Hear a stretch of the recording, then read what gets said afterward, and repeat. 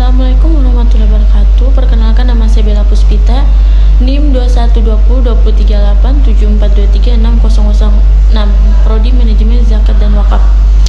Ujian akhir semester Ekonomi Makro Islam. Langsung saja, adapun materi yang pertama yaitu kebijakan moneter. Pengertian kebijakan moneter adalah keputusan yang diambil oleh pemerintah dalam rangka menunjang aktivitas ekonomi melalui berbagai hal yang berkaitan dengan penetapan jumlah peredaran uang di masyarakat.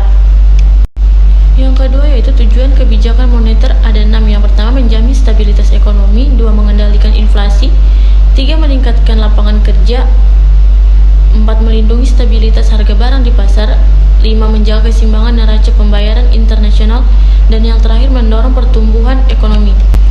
Adapun kebijakan moneter, instrumen kebijakan moneter ada 5. Yang pertama, kebijakan diskonto atau diskon rate. 2. Operasi pasar terbuka. 3. Kebijakan rasio cadangan wajib.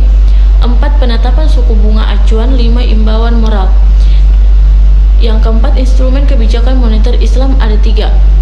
Yang pertama, operasi pasar terbuka. 2. Imbauan moral. 3. Saham publik terhadap deposito unjuk atau uang giral. Materi yang kedua yaitu keuangan publik Islam atau kebijakan fiskal Islam. Pengertian kebijakan fiskal. Kebijakan fiskal di dalam ekonomi Islam yaitu sebuah kebijakan pemerintah yang di dalamnya terdapat proses pengembangan masyarakat yang selain didasarkan kepada hukum distribusi kekayaan berimbang dengan selalu menerapkan nilai-nilai material dan spiritual pada posisi yang sama. Yang kedua yaitu tujuan kebijakan fiskal ada 4. Pertama, menjaga dan mengembangkan perekonomian negara. 2. Menjaga stabilitas harga barang. 3. Meningkatkan kualitas SDM. Dan terakhir, mendorong investasi. Adapun instrumen kebijakan fiskal ada 3. Yang pertama, pajak. Kedua, APBN atau anggaran pendapatan dan belanja negara. Dan terakhir, obligasi publik. Adapun instrumen kebijakan fiskal dalam Islam terbagi menjadi 8. Yang pertama, jizyah. Kedua, ganimah. 3. Fa'i. 4. Zakat. 5. Ursh. 6. Kharaj. Dan 7. Nawaib. Terakhir, amwal fahlah. Materi yang ketiga yaitu sumber penerimaan dan pengeluaran negara di zaman Rasulullah SAW.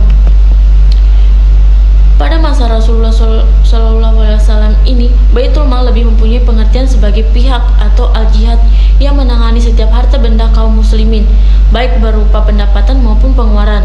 Pemasukan utama fiskal negara pada masa periode Madinah adalah zakat.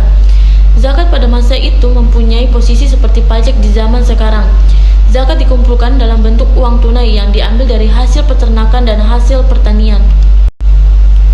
Ada beberapa sumber lain yang didapatkan oleh kaum muslimin untuk mengisi kas negara.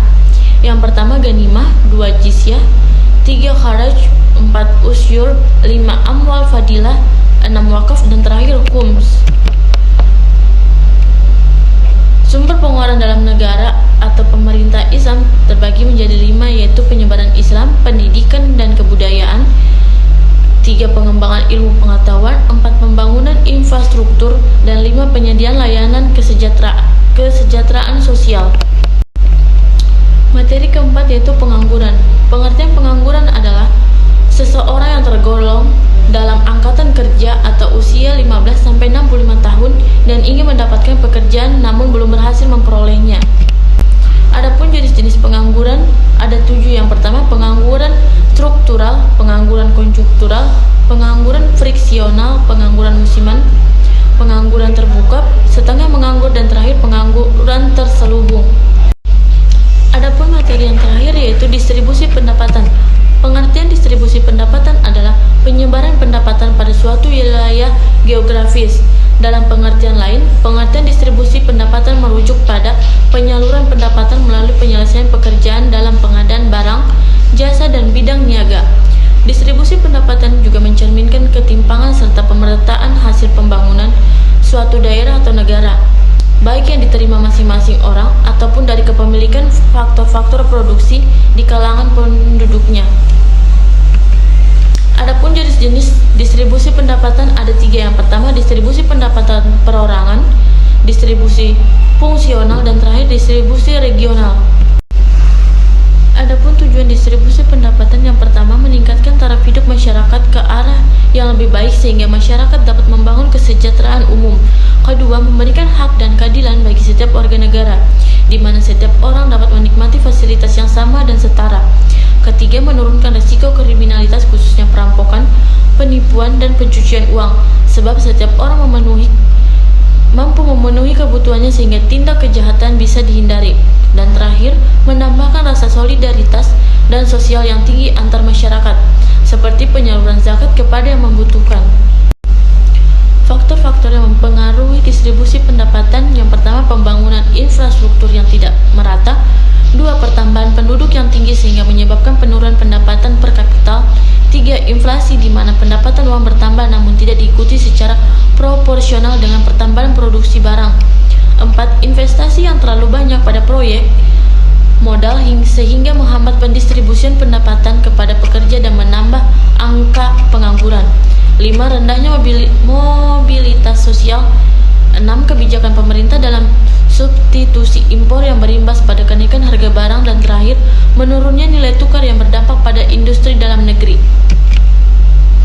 Adapun indikator pengukur distribusi pendapatan: yang pertama, indikator Lorenz, kedua, indeks rasio Gini, dan terakhir, distribusi ukuran.